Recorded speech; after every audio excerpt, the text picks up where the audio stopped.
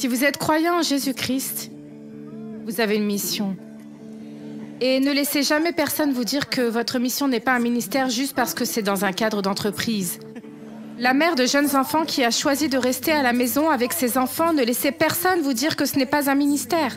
Chaque fois que vous faites ce poulet pour le dîner et que vous le posez sur cette table et que vous enseignez à ces enfants un verset de la Bible avant de se coucher, ne laissez personne vous dire que ce n'est pas un ministère.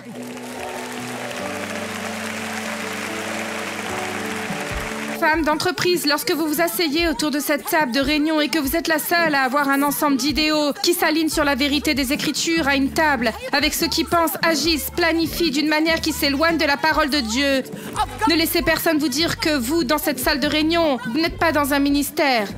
C'est un ministère. Lycéenne, étudiante, tu es la seule qui défend la vérité quand ton prof dit que c'est comme ça et tu dis non, ce n'est pas comme ça.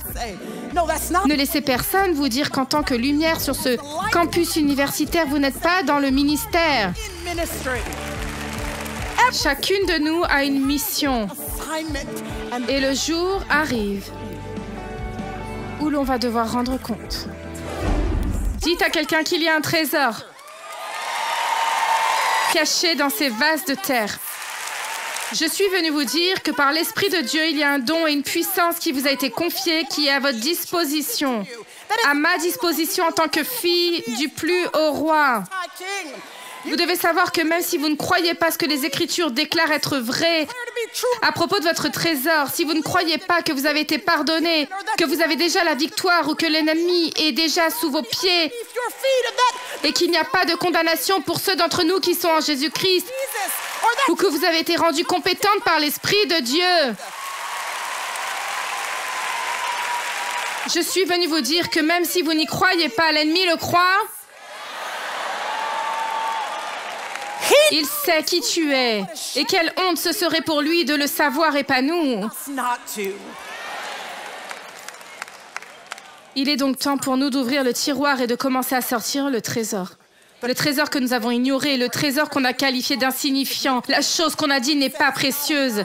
Seigneur, si je peux être juste comme elle, Seigneur, si je pouvais juste être comme ça, si je pouvais juste avoir un peu plus de ça, si je n'étais pas moi, alors Seigneur, je serais assez. Il dit, vous avez assez, vous n'avez qu'à ouvrir le tiroir pour en sortir le trésor.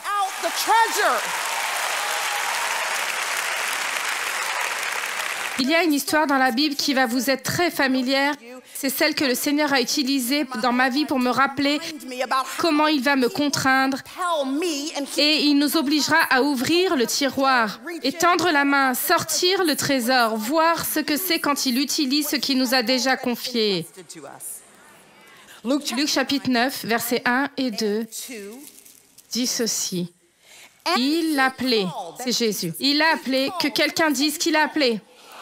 Il a réuni les 12, il leur donna, que quelqu'un dise, il leur donna. Il leur donna le pouvoir et l'autorité sur tous les démons et de guérir toutes les maladies.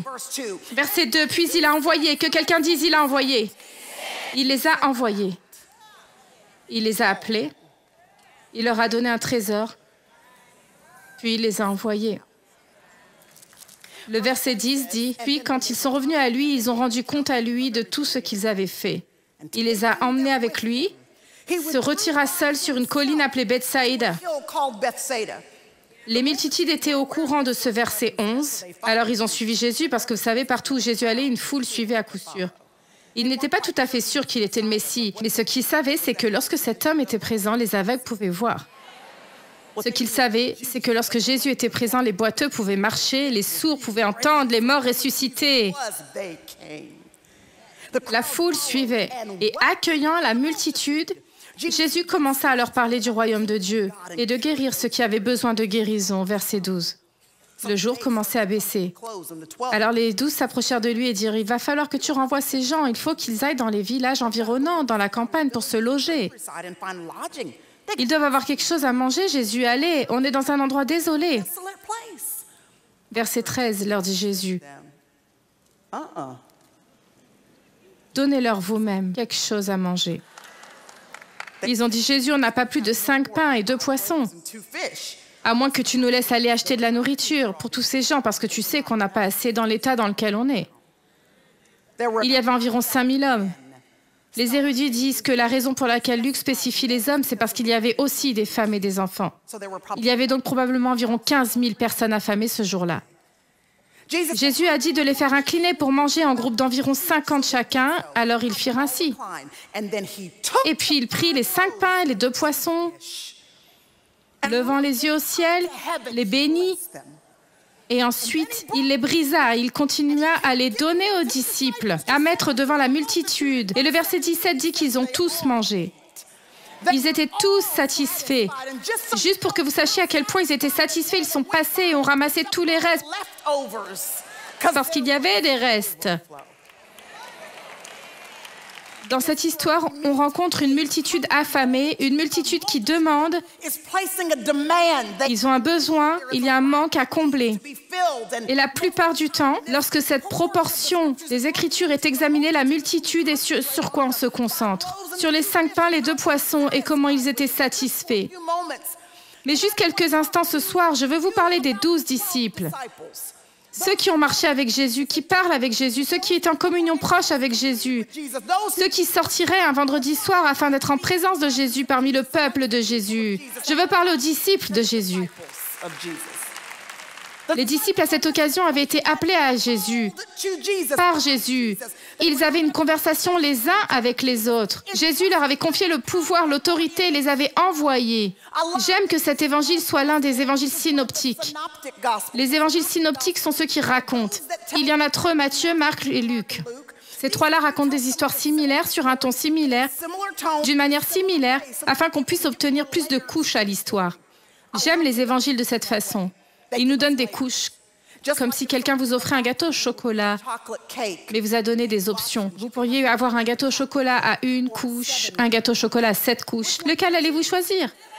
7 à chaque fois, parce que plus il y a de couches, plus l'expérience devient riche et délicieuse.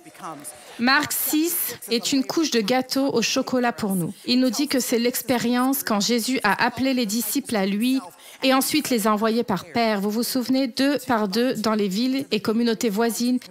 Ils étaient censés enseigner, prêcher, accomplir des miracles qui authentifieraient la divinité de Jésus-Christ. Marc 6, notre couche de gâteau au chocolat, nous dit qu'ils se sont dépassés. Ils étaient occupés du lever au coucher du soleil. Ils s'assuraient de faire ce que Jésus leur avait assigné. Ils voulaient être diligents à ce sujet à tel point que lorsqu'ils sont revenus à Jésus, ils lui rendirent compte et Jésus reconnut leur épuisement. Il vit qu'ils étaient fatigués. En fait, Jésus lui-même a commenté qu'ils n'avaient même pas le temps de manger parce qu'ils avaient été si occupés. Ils étaient épuisés et étaient fatigués. Ils sont revenus à Jésus, lui ont rendu compte de la façon dont ils ont géré la mission qu'il leur avait confiée. Si vous croyez en Jésus-Christ, vous avez une mission. Et ne laissez personne vous dire que votre mission n'est pas le ministère juste parce que cela est dans le cadre d'entreprise. La mère de jeunes enfants qui a choisi de rester à la maison avec ses enfants, ne laissez personne vous dire que ce n'est pas un ministère. Chaque fois que vous faites ce poulet pour le dîner et que vous le mettez sur cette table et enseignez à ces enfants un verset de la Bible avant de se coucher, ne laissez personne vous dire que ce n'est pas un ministère.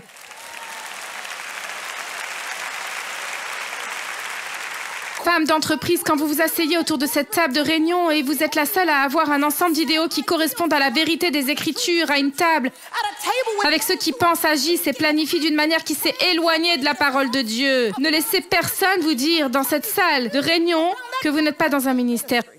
C'est un ministère. Lycéenne étudiante, vous êtes la seule qui défend la vérité. Quand votre professeur dit c'est comme ça et vous dites non, ce n'est pas comme ça. Ne laissez personne vous dire en tant que lumière sur ce campus universitaire que vous n'êtes pas dans un ministère. Chacune de nous a une mission et le jour arrive où l'on va devoir rendre compte. Shalom, j'espère que vous avez aimé cette vidéo. Abonnez-vous pour ne pas rater nos programmes. Merci de faire partie de notre famille TBN. Que Dieu vous bénisse. Shalom de Jérusalem.